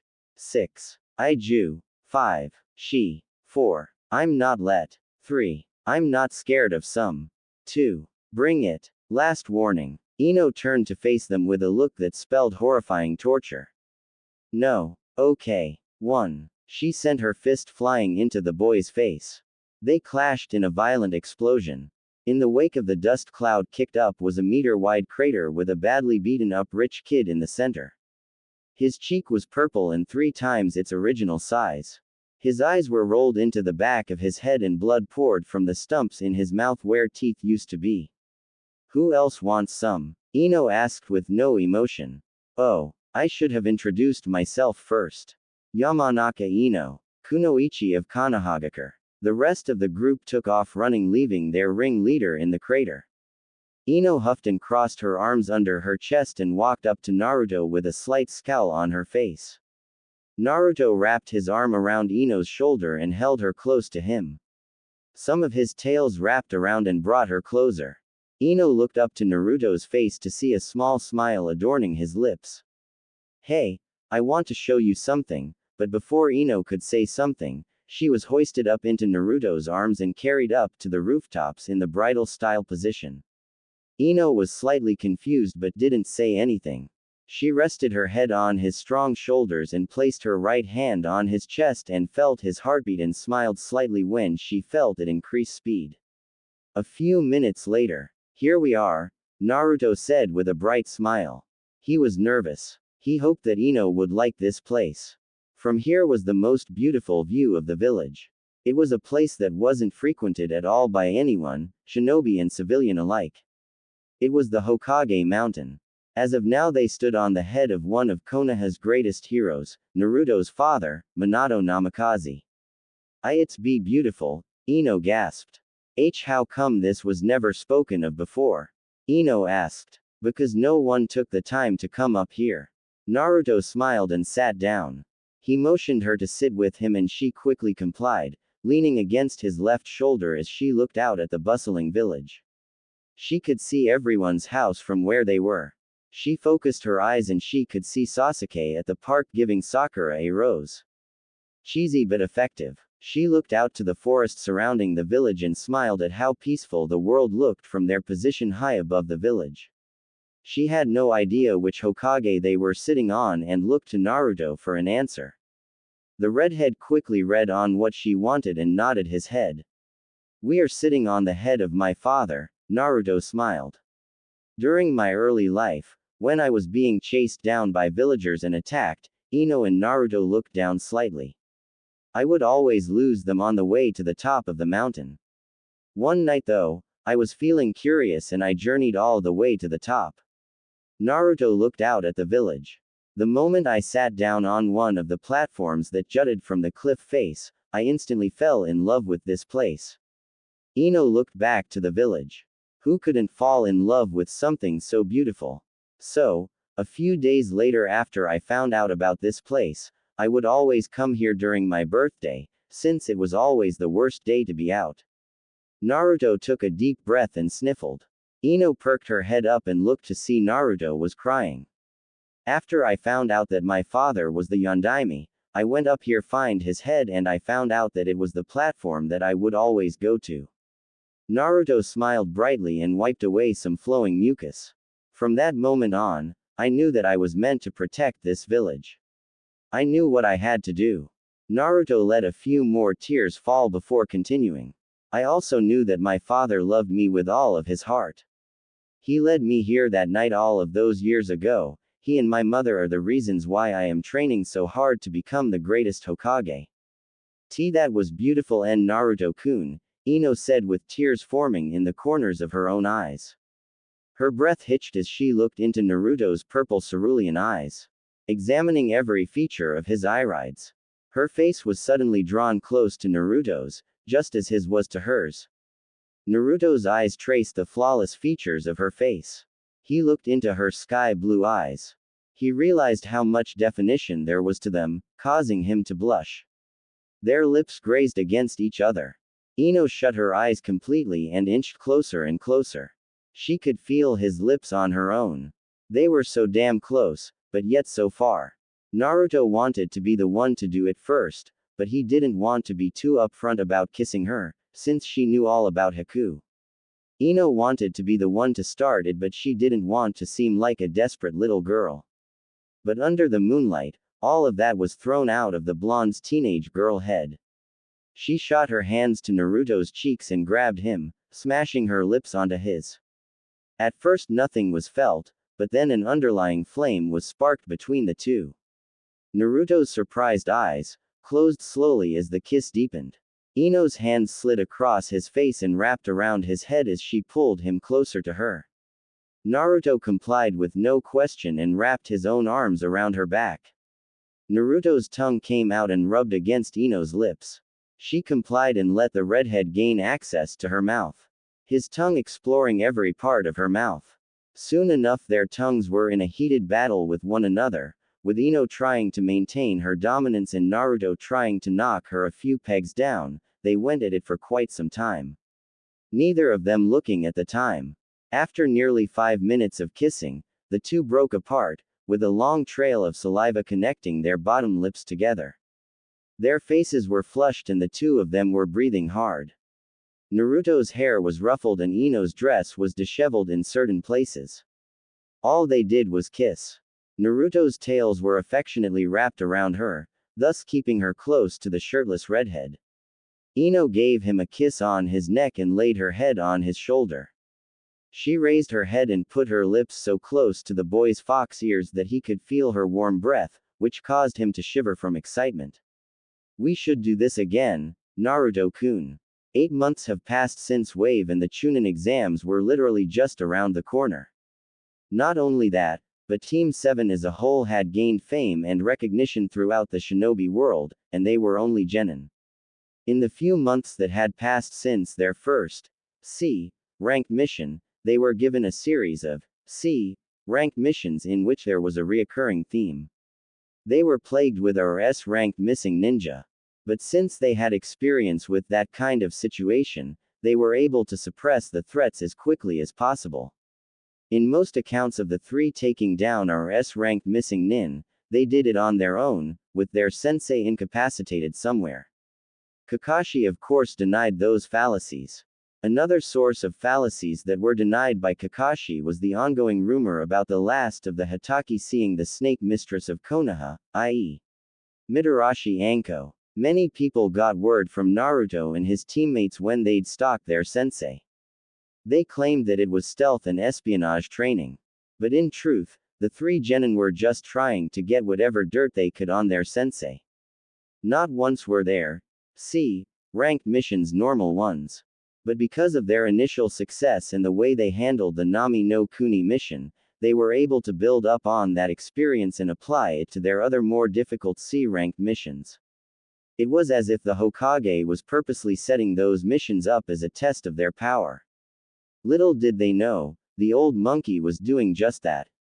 Back in the years of his youth, he had his genin team of Orochimaru, Senju Tsunade and Namikaze Jiraiya take a long series of life-threatening combat missions during both the Second and Third Shinobi World Wars, to test their combat prowess. He and Jiraiya did the same to Minato when he and Kushina would go on missions together. The missions were designed to give the selected shinobi skills to excel in places that would be perfect for them. Hiruzen was training Naruto for combat and for him to understand strategy and tactics, since the redhead was the one leading most of the missions aside from Sasuke and a few times Sakura. The redhead was on a steady path to becoming Hokage. The Sarutobi was having Sasuke train his Sharingan to use to the fullest potential, so that one day, the young boy could topple Danzo and take his place as the head of Root. And Sakura was learning to master her medical ninjutsu by constantly having to heal wounds on her teammates that were progressively getting worse and worse with each mission they took. She was on the road to rivaling the slug Sannin herself. Overall, he'd give the genin team SS ranked in all areas of combat awareness. They worked together like a well-oiled machine, like a family. Their team dynamics were unseen as ever than before. Not only that, but their lives didn't revolve completely around being a shinobi. They had extremely healthy social lives as seen from how Sasuke and Sakura are always together and Naruto and Ino are literally near inseparable. Sarutobi took a deep puff of his pipe and sighed. That kind of teamwork hasn't been seen since the original Ino Shika-Cho formation. Sarutobi was slightly disappointed when he found that the next generation wasn't working as well as their fathers did. The only one so far doing most of the work and the unofficial team leader was Ino. Shikamaru was lazier than his father, but 1,000 times smarter. Choji was powerful, but lacked the mobility that a shinobi should have. Being an Akamichi was no excuse. But even then, they had exceptional teamwork and they were able to handle their fair share of C-rank missions. Then there was Team 8. The perfect tracking team in all respects. Hiruzen smiled and took another puff of his pipe. Hinata worked perfectly with her two teammates. The Hyuga would pinpoint enemies, Kiba would come in and weed them out. Once the targets were out and in the open, Shino would jump in and send out his beetles to the chakra from the targets' bodies to disable them. Perfect search and eliminate team, as seen by their impressive record of 15 C-ranked missions in the last 8 months. All in all, Hiruzen was hoping to see the Rookie 11 in the Chunin exams this year, and be the first generation to be entered into the exams together. He looked up from the team registration form in front of him and looked up to see various Junin senseis of genin teams from the village. He couldn't help but smile when he saw Kurenai, Asuma and Kakashi all talking with the more flamboyant Maida guy. It's time to start with Chunin exam registration. Hiruzen said. I'd like to start with the rookie instructors. I, Sarutobi Asuma, nominate Team 10. I, Yuhi Kurenai, nominate Team 8. I, Hitaki Kakashi, nominate Team 7. Almost instantly there were whispers and comments being made about Team 7. The Prodigy Team as they were called. They were rumored to have excelled in every mission given to them, even though each one was botched by high-leveled missing ninja coming into the picture. Soon enough there were comments about how Kakashi was incapacitated in many of them and how his students always came to save him. Kakashi was about to save the only dignity he had left, but all of the whispering and talking was silenced when Hiruzen raised his hand. Kakashi sighed in relief and scratched his face awkwardly. He looked over to see Kurenai giggling slightly but stopped and looked to the Hokage. Alright. Seeing as how no one here has any disagreement with the nominations, Hiruzen stayed quiet to let whomever had second thoughts to speak, but continued after a few moments of silence. Then it's official. The rookie Konoha 11 shall compete in this year's Chunin exams. Later that day. That was freaking amazing. Naruto laughed as he and his friends left the high-class cinema theaters in the rich district of the village. His arm was locked with Ino, Sasuke's with Sakura, Kiba's with Hinata and Choji with some civilian that he met a few months prior. She was skinny but had strength to make up for her slender build. And she was a lot like Ino and Sakura when enraged. Shikamaru wasn't there since he was too lazy to get up that morning. I know, right? Choji laughed. Those special effects make all of those crazy powers that she has look so damn real. I wish I had powers like that. Kiba sighed. Suddenly everyone stopped and looked at Kiba with a strange look. Kiba looked back at them with an aloof expression. Sasuke leaned to Naruto and Choji leaned in to listen. Sasuke was whispering something and it was pissing Kiba off. Suddenly the three boys started chuckling like idiots, making Kiba furrow his brow even more. Next to him, Ino was whispering what Sasuke had said to Hinata. The two girls started giggling and soon enough Sasuke filled Sakura in on the joke and Choji filled his girlfriend in. Soon enough, Kiba was left out of the loop. The entire group was laughing so hard that they had caught the attention of many of the passerbyers, receiving strange looks from some of them. While some of the more snobby rich guys would catcall the girls of the group. They continued walking through the streets and they caught sight of one of the most expensive clothing stores in the entire shinobi world. Eternally 21. Naruto and Sasuke's eyes widened as memories of what happened the last time they went, came flashing in their minds. Seeing as this version of the store was explicitly female, the two boys had nothing to do except pay the ridiculous prices for their girls' shoes and clothes. But they were happy. At least they weren't super uptight about being shinobi and took the time to act like women. The girls of each couple pulled their bows towards the front doors of the store, but they were blocked by three junins. Kakashi gave them a smile. Kurenai gave them a small laugh and Asuma simply spit out his cigarette onto the paved road. Suddenly the shop owner came out. He was a scrawny man in his 30s most likely and had two extremely ripped men wearing suits right behind him. The shop owner also had on an expensive business suit. Smoking is prohibited here, Shinobi-san. The man said with a strange accent to his voice. Dude, this guy acts and talks like a girl.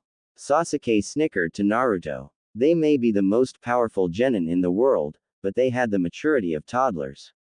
Oh, I'm sorry little man, Asuma said in a sarcastic manner. The two bodyguards inched closer to Asuma, who seemed to not even care. Mind telling your boys to back away? I'm in the mood for not giving a.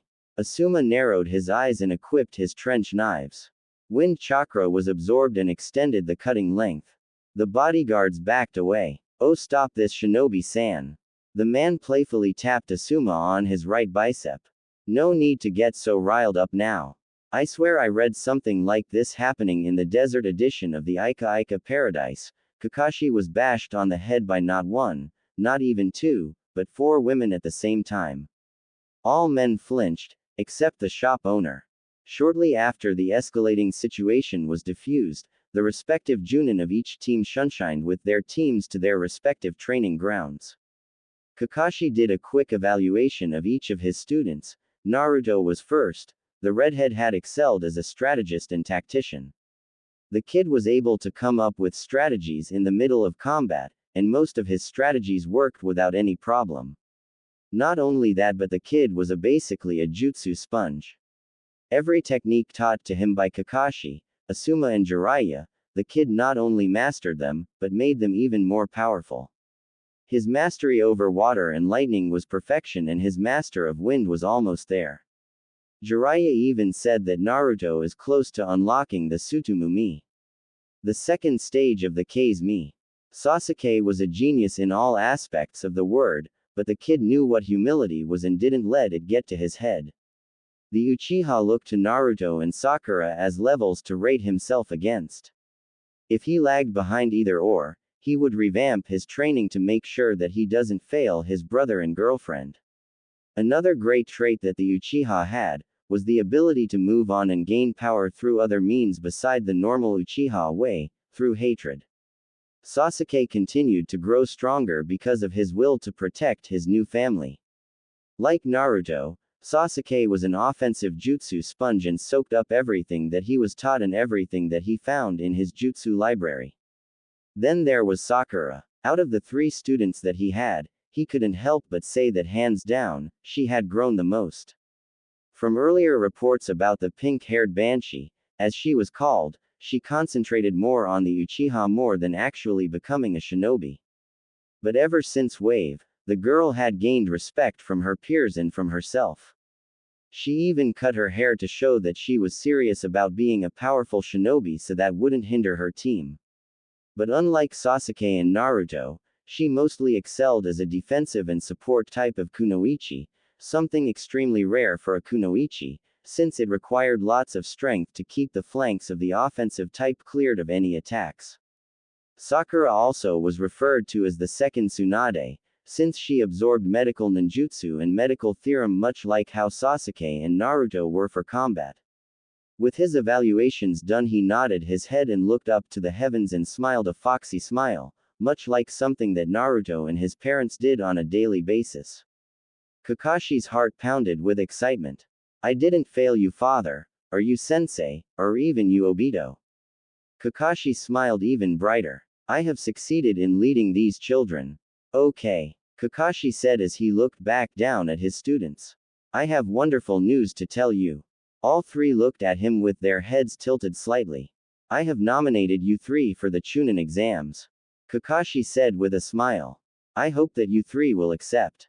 It's completely optional, so if you don't, it's understandable. No rookie team has ever gone to the Chunin exams and survived. Kakashi waited for the great and inspirational response from his students. But those teams aren't us. Sakura cheered. Of course not. Sasuke added. We are Team 7. Naruto started as his smile widened even more. And we accept. All three said as they entered chibi form and threw up peace signs before returning back to normal. Haha. Come to the academy in 2 weeks for official entrance to the test. Kakashi smiled. So, for the next 2 weeks, would you three like to train or just sit around? Kakashi asked, even though he knew what the answer was. Let's train. A few hours later, Team 7 was on their way to get some ramen, but then Naruto and Sasuke sensed a familiar presence coming from a nearby fence. Naruto asked Sasuke's side and scratched the back of their heads. Damn it, little K, Sasuke said. If you're going to camouflage with the fence, then at least match the patterns of the fence. Naruto deadpanned. Bah, I knew that having you two as my mentors, that I would truly become strong. Konohamaru walked up to the older boys and gave them both a hug. Naruto ni, can we come over to your house again and play with the ducks? Sure thing, little K. Naruto smiled at his little brother. Hey, look over there. It seems Shikamaru is being manhandled by some chick. Sweet. I wanna see. Both boys took off, leaving the Konohamaru core and Sakura behind in a dust storm. The two boys closed the distance in less than a second. They both stopped to see Shikamaru staring a hot blonde-haired Suna Kunoichi down. Her eyebrow was ticking as their staring contest ensued. Next to her, Ino had an annoyed look on her face as she too glared Shikamaru down. Behind them next to a tree was a Suna shinobi in a black full-body cat suit reading an Ika Ika book with Choji. Naruto and Sasuke put two and two together and laid their eyes on a green book. The title read Ika Ika Paradise. The Jungle Edition. Hana takes a swing for Ryu's tree. Naruto and Sasuke's eyes were wide when they read the title. Must be from his father's secret stash. Naruto and Sasuke both concluded at the same time. What was that, Naruto-kun? Kushina asked with a menacing tone. Her hair was floating around, signifying her red-hot blooded habanero state. In nothing, Ka-chan. Oh, Kushi-chan. Calm down. It's not that bad. Kura came to defend Naruto. Back in the real world, Naruto was approached by another sand shinobi. This kid had a large sand gourd on his back and seemed to have eye bags underneath his eyes. The kid looked to Naruto and started chattering like a tanuki. Naruto's eyes widened immediately and started growling like a fox. The conversation brought attention from the pervert on death row, and Hana and Riku giving full body massages to Ryu. What number? Gaara chattered. 9. You. Naruto growled. 1. Pleasure to see you again, Kurane. Gaara added. Oh, it's nice to see you being respectful for once. Naruto growled with a little chuckle. I like how your vessel looks. Is it possible to have it done with mine? Gaara chattered back. Of course. Just force out your sand and I'll use my tails to shield off the area so it'll be contained. Naruto replied. Suddenly, the cork popped off of Gaara's gourd and poured out to form half of a circle around the two Jinchuriki, and Naruto's tail shot out to form the second half. A powerful and bright white light glowed form within the ball. From within, Gaara's appearance started changing. After a few minutes of iridescent blinding light, the tails and sand retracted to reveal Gaara with a sandy tanuki tail. Gaara's eyes seemed relaxed and he as a whole seemed less tensed. I feel powerful. Naruto finished. Don't let it get to your head though. Naruto smiled. You three must the children of the Cage, right? Yes, they are. A gruff and authoritative voice reverberated behind them. All 12 heads turned to see a man just slightly taller than Temari wearing robes that some semblance to the robes worn by the Hokage. The only difference was the fact that instead of the kanji for fire on his hat, it had the kanji for wind. The man removed his mask to look at Naruto and his youngest son. Two Jinchuriki stood in front of him, both of which had done something strange. Kage-sama. The Konoha shinobi bowed deeply.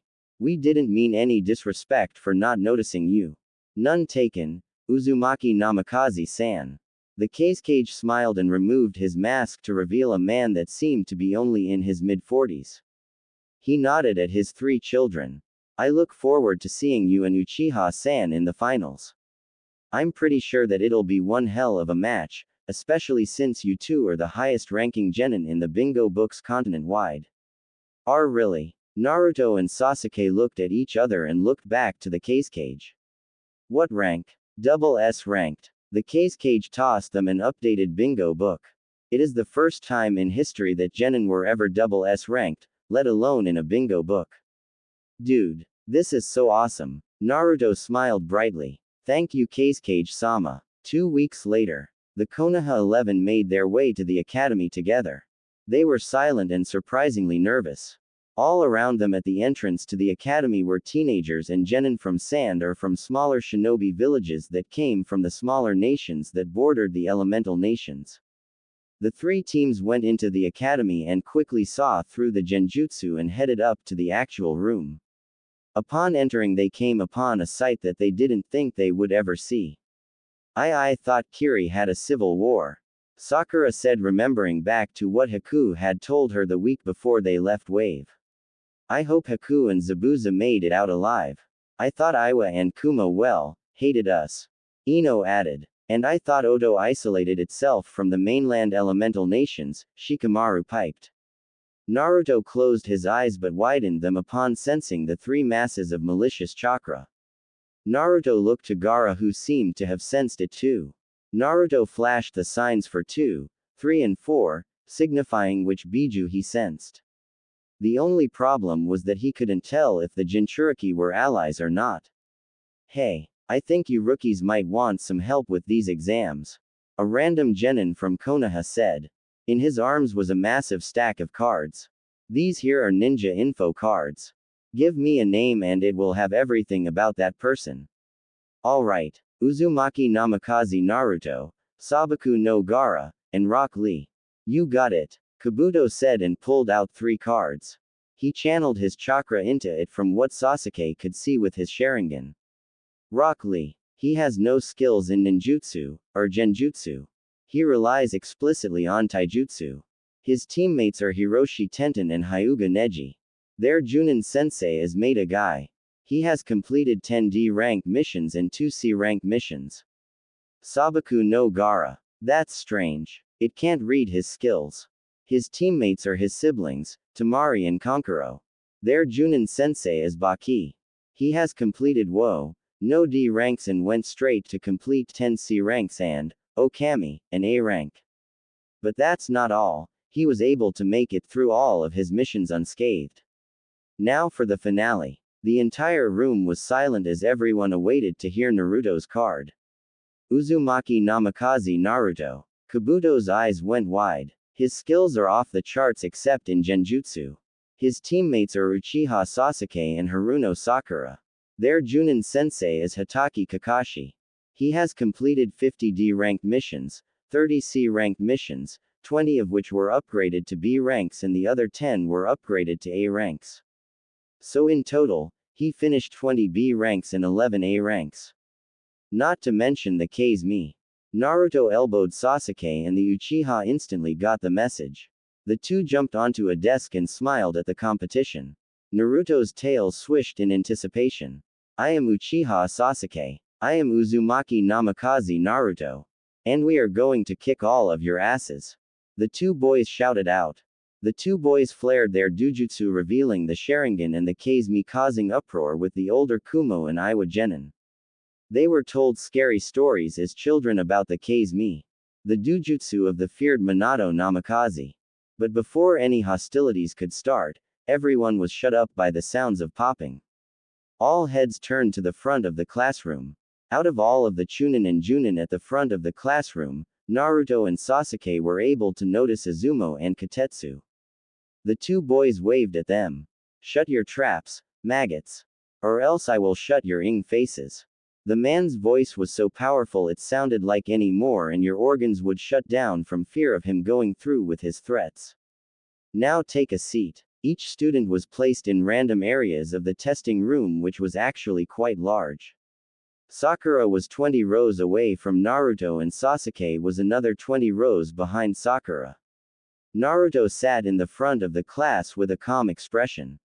Ino was seated next to him.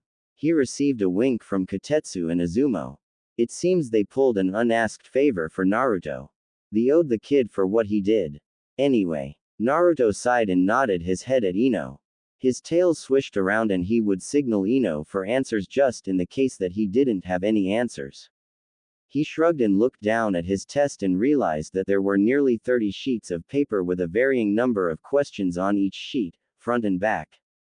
Here are the rules. You and your team have 10 points.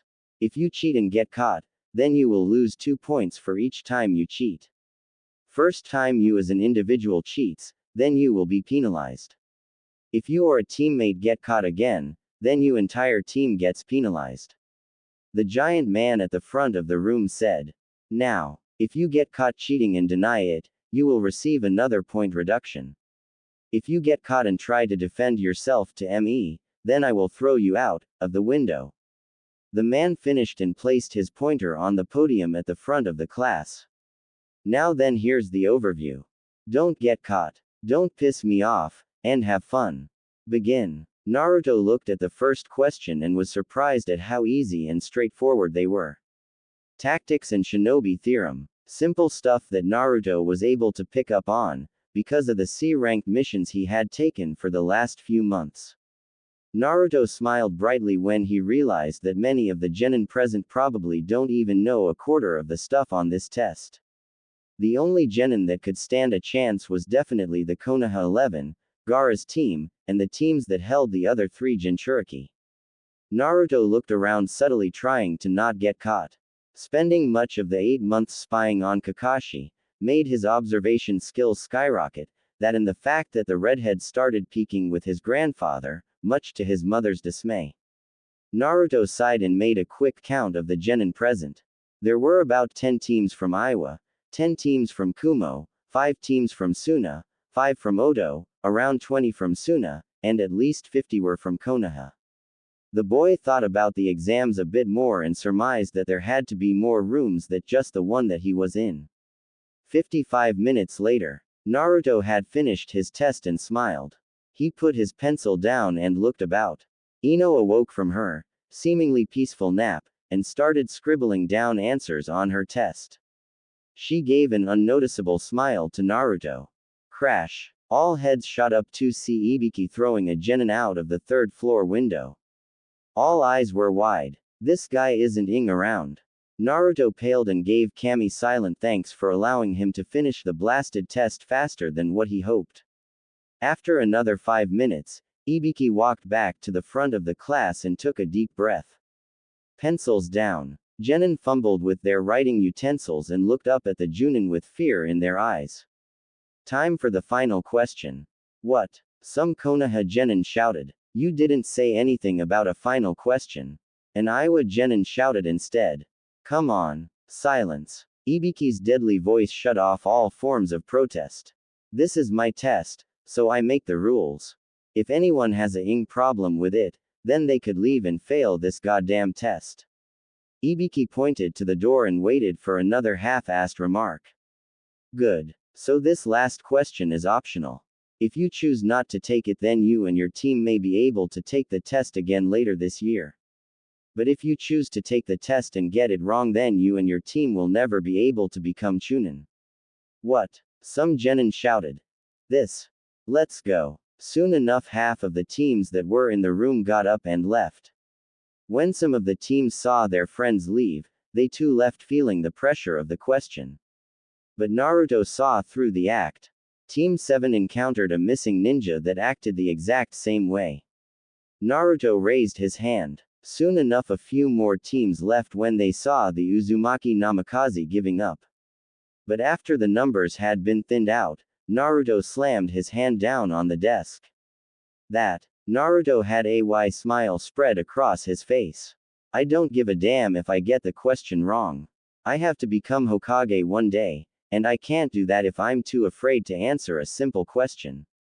Soon enough, the remaining teams had their confidence restored. They looked up at the fiery redhead with big smiles and wry smirks. Naruto's tails were swishing about with excitement. All right then, you pass. Ibiki had a large smile on his face. Naruto face faulted and collapsed on his seat. The genin present let the breath that they didn't know they held go. Some of the genin started chuckling to themselves before looking up to Ibiki for an explanation. I already asked the final question. It was whether or not you want to answer the question. Ibiki took off his hitai to reveal a mass of deep scars and flailed skin. In our line of crash, shattered glass flew everywhere, forcing everyone to cover their eyes. In the front of the classroom, wearing a light brown trench coat and skimpy clothing underneath, was the rumored love interest of one Hatake Kakashi. Behind her was a large banner that said Mitarashi Anko, Konoha's Y Beast. The banner was held up by kunai embedded into the walls.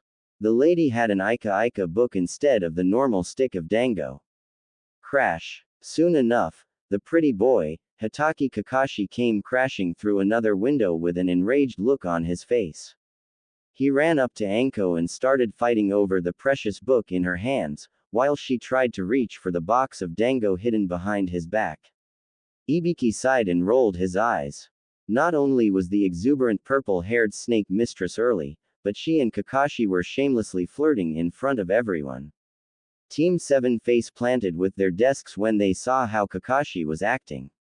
A few minutes later. So the rumors have been confirmed. Kakashi and Anko shrugged. The snake lady then turned to the class to see all of them beat red from the little show of PDA between two Junin in their mid-20s. Oh okay. So I'm Mitarashi Anko. Meet me at the Forest of Death, I mean Training Ground 44. The lady gave a maniacal laugh before the two Junin shunshined away in a swirl of leaves.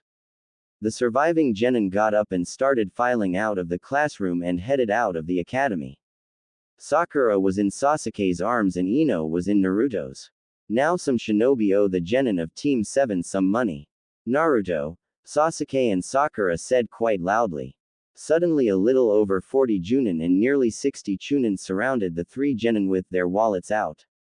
The amount of money that each of them received ranged from 200 ryo to nearly 2,000. The amount they received ranged from person to person. I like the fact that my own students are using my love life as a way to make money. Kakashi deadpanned from behind with Anko enwrapped in his right arm. The sensei had a blank expression on his face, but then he leaned in on his three students. If you each buy me something Ika related, then I think we can forget that this all happened. Kakashi had a perverted smile on his face. Think of it as compensation for having to put up you three brats for a little over a year. I know what he wants. Naruto and Sasuke cheered and ran off, leaving their girls behind. They do know that we need to head off to the Forest of Death, right? Ino deadpanned. I don't even know. Sakura facepalmed before taking off with Ino to catch their idiot boyfriends. Ino and Sakura had caught up with their eccentric boyfriends and dragged them towards the Forest of Death. They passed many shinobi who recognized them instantly and started cheering for Team 7, leaving Ino feeling slightly misplaced. But she felt happy and smiled at how far Naruto had come from being the dead last for 7 years in the academy. It wasn't his fault though. It was because of his ungodly amount of chakra. The amount that she wished she had. They made it to the training ground and found nearly 50 teams waiting and just conversing with one another. Naruto looked around and dusted himself off and nodded his head. He was right. There were other rooms for testing, he just got lucky or unlucky, depending on who you're talking to, and got Ibiki. Naruto heard things from other shinobi when they were passing by. Apparently news gets out fast and everyone knew about Naruto's little speech he made. Naruto sighed, liking the attention, but found it extremely creepy how everyone seemed to know everything that he did. It was as if someone was spying on him. He thought of many reasons as to why someone would want to spy on him, and only one made the most sense. Someone must hate him. Naruto thought of all of the people that he had wronged in the last month. Only one name stuck out the most. Kakashi. Naruto spied on him, humiliated him, teased him, and beat him at sparring for the first time, but what reason did Kakashi have to spy on Naruto beside that? But Naruto shrugged and chose to place the blame on Sasuke like he always did. Alright, Gaki. Anko said. There seemed to be something black on her neck that she was trying her hardest to hide. Her face was flushed and her trench coat seemed shut tight. Sakura and Ino's eyes were wide when they caught sight of this. They looked to their side and saw Team 9 walking up to them. Lee and Neji walked over to Naruto and Sasuke. The rest of the Rookie 11 split into two groups, the men and the girls got together. The guys were talking about normal guy things while the girls, they all noticed the minor differences in Anko's clothing and posture. Even though all of them were virgins, they knew the telltale signs of UAL intercourse. And also the fact that Anko was trembling, it had to have been good, albeit quick. Ino watched closely and smiled even brighter when Anko's lips twitched, showing that she had stretched out mouth a little too much in the past few moments and her lips are still adjusting to the width. Anko's been giving some head to a lucky scarecrow if you know what I mean. Ino nudged Sakura. All of the kunoichi in the group got the innuendo instantly. They began to giggle perversely. Behind them in an even larger group, Neji brought his portable TV and played the motion picture rendition of Ika Ika Paradise, Lost at Sea edition. The boys were blushing like madmen and were so glued to the little screen that they didn't notice a certain someone creeping up on them. Nice movie. Anko hissed like a seductive snake. Her tongue slithered out and started ing Naruto's cheek. You know, ratting me and Kakashi out like that had some serious balls, kid. Anko's hands suddenly wrapped around his torso. She gasped when she felt how strong he was. When she looked up from his body, she locked eyes with him, instantly becoming entranced by his eyes. Aye, hands off my man, Ino screeched. The blonde pushed Anko off of Naruto, but before the purple-haired woman could hit the ground, Naruto's tail shot out and wrapped around her to make sure that she wouldn't loosen her clothing. He pulled her up and set her down on the ground. His tails tightened the trench coat strap to keep it closed. Anko blushed at how soft Naruto was being. Ino glared at Anko but let it slide. Oh okay, so Gakis, this test is to test how well you use the tactics and skills that you should have gained over the years or year of experience out in the field. Anko then walked away from the rookie teams and headed to the front of the entire congregation. There are two types of scrolls that will be handed out at random, a heaven scroll and an earth scroll. The objective is to get the scroll opposite to your original scroll. Let's say you have an earth scroll. Then your objective is to get the heaven scroll while still keeping the earth scroll and vice versa. Anko nodded to one of the proctors and a group of instructors started handing out papers to each genin to sign. 30 minutes later. What scroll did you guys get? Naruto asked Ino as their teams walked over to their designated gate. Heaven. Which did you get? Ino asked. Heaven as well. Naruto smiled brightly. Let's watch out in there. We'll never know what we'll encounter, Yano. Alright.